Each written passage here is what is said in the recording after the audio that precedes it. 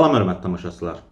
Hər birinizi müstəqil Azərbaycanın yeganə müstəqil, tərəfsiz, qərəzsiz, doğru və dürüst mediası olan OTV-də xoş gördük. Bugün 22 iyuldur. Azərbaycan mətbuatının yaranmasından 151 il ötür. 1875-ci ilin 22 iyulunda Ulu Öndər Həsən bəy Zərdabi Azərbaycan mətbuatının ilk qaranquşu olan Əkinçini ərsəyə gətirdi. Cəmi 56 sayı çapdan çıxdı. Amma Əkinçi Azərbaycan mətbuatına ilk toxumları əkməyi bacardı. 151 il sonra Azərbaycan mətbuatı demək olar ki, yox vəziyyətinə düşüb.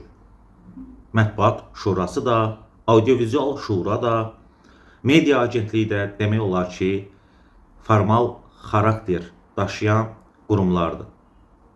Bugün Azərbaycan mediası milli əsirlikdədir.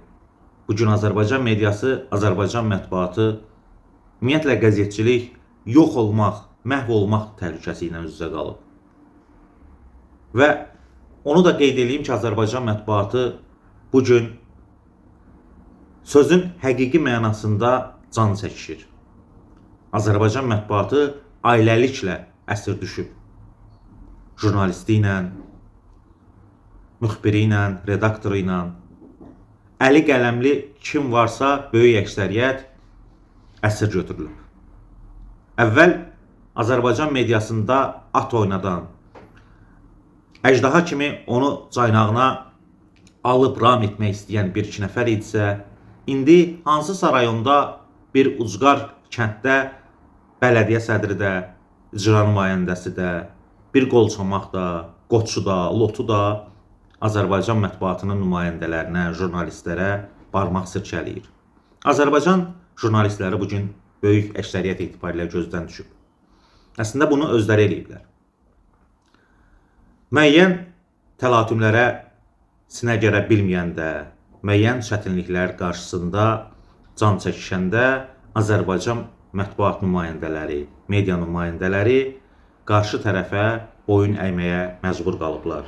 Nəticədə vicdanını, əqidəsini, ləyaqətini böyük ölçüdə itirən xeyli sayda mətbuat nümayəndəsi demək olar ki, doğrunu, həqiqəti yox, kimlərinsə doğru bildiyi, təbii ki, dırnaq arasında, həqiqət bildiyi, yenə də dırnaq arasında nüansları, nəsnələri dərc eləməyə, yaymağa başlayıblar. Hamı qələmindən satılıb. Daha doğrusu, hamı deyəndə mən 99% mətbuat camiasını nəzərdə tuturam. 1-2% təbii ki, əqidəli insanlar var.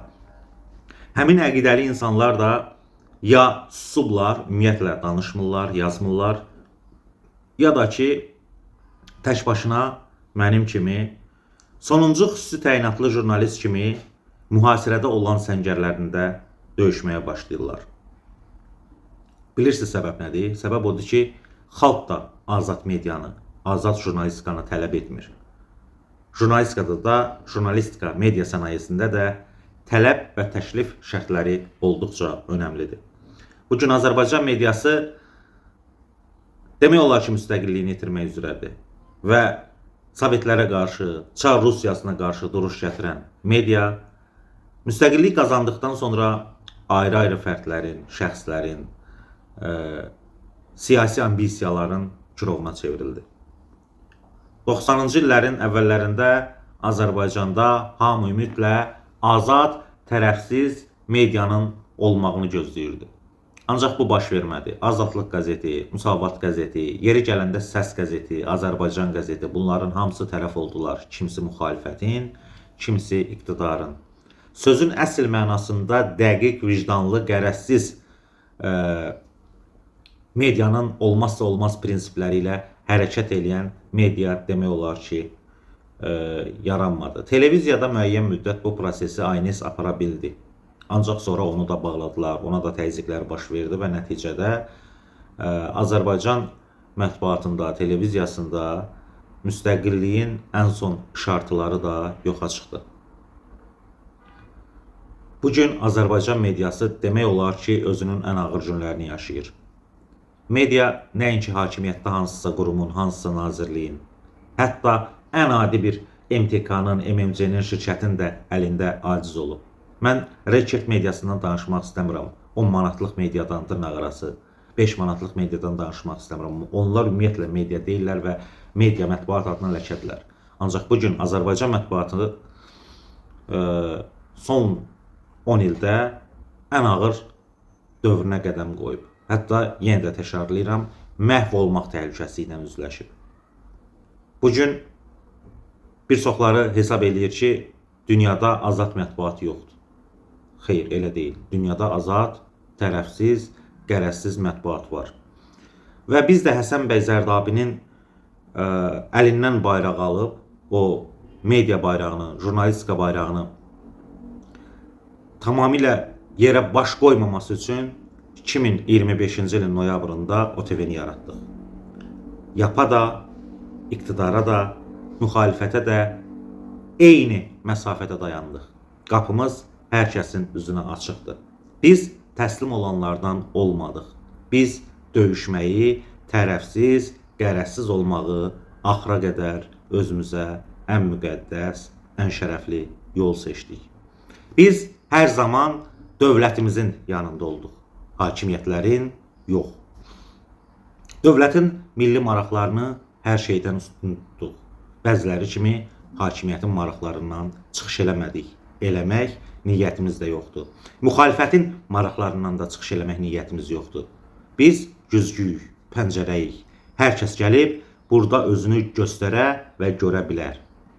Proseslərə tam neytral mövqedə dayanmağı və jurnalistikanın tələbləri olduğu üçün bu cür mövqe tutmağı özümüzə borc və şərəf bilirik. Bəli, çətindir. Tərəfsiz olanda mediada, daha doğrusu hakimiyyət də, müxalifət də səndən bir ayağını qaçaq qoyur. Müsahibəyə dəvət eləyirsən, gəlmək istəmir. Çünki tərəfsizsən. Çünki sənin marağın birbaşa tərəfsizlikdir. Ona görə də sənin maraqlarını ələ ala bilmirlər. Ona görə də səni əsir götürə bilmirlər. Ona görə də sən vicdani vətəndaş müharibəsində bir media mənsubu olaraq qan itirmək təhlükəsi ilə üz-üzə qalmırsan. Və bütün bunlar ona gətirib çıxarır ki, yavaş-yavaş, asta-asta tərəfsiz və azad media rejimləri ölkədə düzəlməyə başlayır. Bugün Azərbaycan mətbuatı ona görə ailəliklə əsir götürülüb ki, peşəkar döyüşün, müharibənin qaydalarından fərqli olaraq burada əskərlər özləri qərar verib əsir düşmürlər. Burada media kapitanları, baş redaktorlar, jurnalistləri, sıravi əskərləri yəni təhrik eləyirlər ki, əsir düşsünlər. Əks halda nə baş verir? Həmin müxbirlər çörək imtahanına çəkilir. Onlar işdən çıxarılır, işdən qovulur. Bəziləri bu təzyiqlərə, müəyyən mənada təhqirlərə dözmürlər. Hər şeyə tüpürüb, vicdanlarına da tüpürərək öz dırnaqarası yollarını seçirlər və əqidəsizlik nümayiş etdirərək fərqli mövqedə, daha doğrusu əks qütbdə yer alırlar. Hakimiyyətin həqiqətində, müxalifətin həqiqətində dırnaqarası çıxış eləməyə başlayırlar. Bugün Azərbaycan müxalifəti ona görə çox qan itirib ki, bu vicdani vətəndaş müharibəsində hər kəsin bir həqiqəti meydana gəlib. Mən çalışdığım qədər bu bayram günündə sərt danışmaq istəmirəm. Ancaq həqiqətləri deməyə də borcluyam. Həqiqətin bir üzü var. Bugün hakimiyyətin baskıları var. Sosial mediada müxalifətin baskıları var.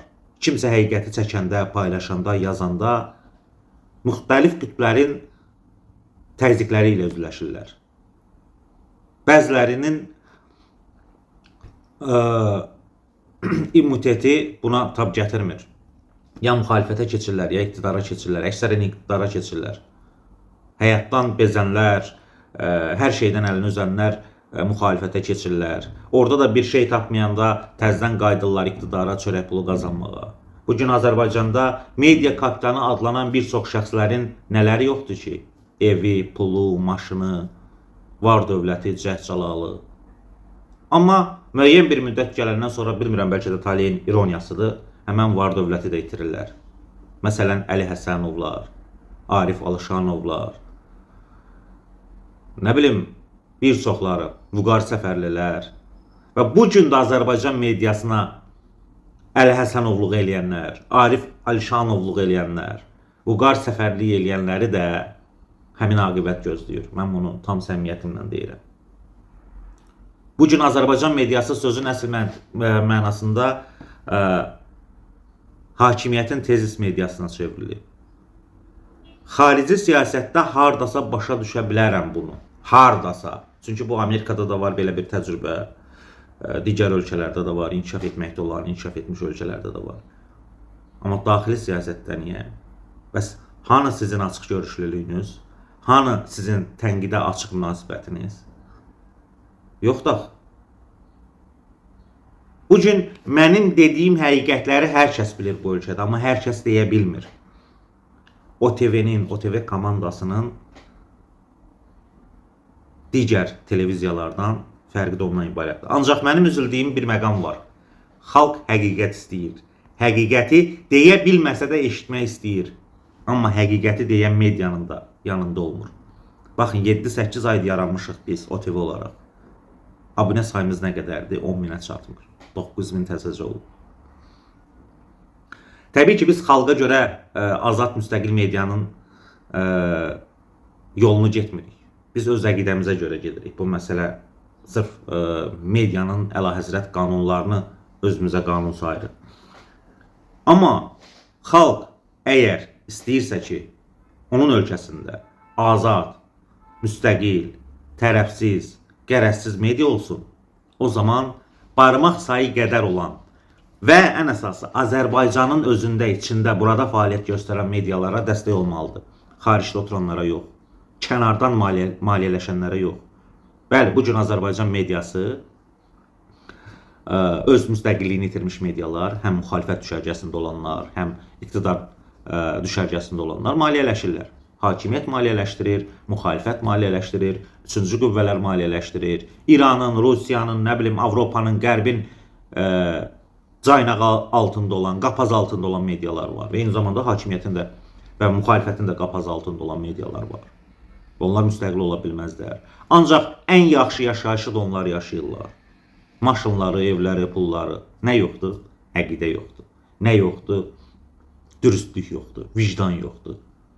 Və hər birinin gözü bir-birinin yanında kölgəlidir. Bugün media kapitanlar var. Hamısı bir-birini qırır. Hamısı bir-birindən düşməndir. Niyə? Çünki hər birisi bir-birinin eybini bilir. Məsələ budur. Belə hörmətli tamaşaçılar, qarnınızı çox qaraltmaq istəmirəm. Bayramınızı təbrik edirəm. 22 iyul təkcə jurnalistlərin bayramı deyil, həm də xalqın bayramıdır. Ən əsası, dəqiq, bu çətin zamanda dəqiq, vicdanlı, dürüst və qərəzsiz olan həmkarlarımı 22 iyul mətbuat günü münasibəti ilə səmimi qəlbdən təbrik edirəm. Mətbuatımızın ulu öndəri Həsən bəy Zərdabiyə Allahdan rəhmət diləyirəm, qəbri nurla dolsun deyirəm. Və öz əqidəsinə görə, öz yazılarına görə dünən, bugün və sabah həbsdə olmuş, olan və olacaq jurnalistlərə keçmiş olsun deyirəm. Sağ olun, salamat qalın, müstəqil və tərəfsiz media qurumu olan OTV-ni izləməyi, videolarımızı bəyənməyi, paylaşmağı və şərh yazmağı unutmayın. Hələlik.